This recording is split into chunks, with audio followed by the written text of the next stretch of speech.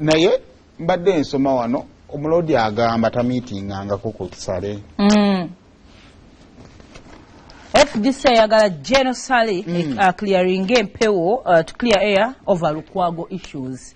Obaluwa buno obutambula aveya yogere. Newe wakwande kino namanyi yangera kibagamba. Obalukwago yasisinkana kusoba ati yamusisinkana bannabyabufuzi banje basisinkana abantu ba government. Munkukutu.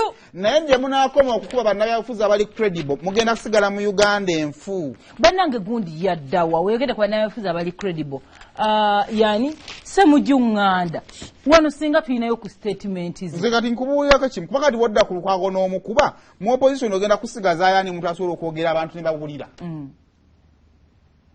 Ache chiche twagambye character assassination kwa kwanga ensonga z'ettaka zikute ku ttaka zikute wasina wagulu oluguudo lw'egondi lwakolebwa Uganda mugenda kugibeera mu mwekka oba mwamusinira ku byama bagenda kuggwawo oba mwamusisinkana oba mubadde muwogera ekyo mukireke.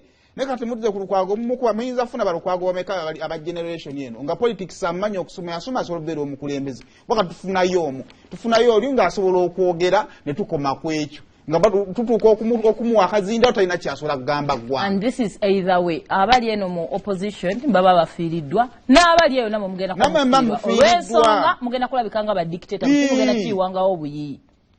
So muleka omuntu adde abajabulira ensonga. Waliwo ebintu ebiteeta kutesa nze nsikiza mu bantu bankwe oba abadde ali oba abadde talya tekyetaagisa mugenda mwagala mujja ku bwaloodi meeya mwagala kukola amujabulire tubenga tukitegeera. Sijja nagenda mu yakusoma oba yamusinga teyamusisinkana tekyetaagisa kujja kutandika bitubuulira temitubuulira namu by'omu asobola oli ali.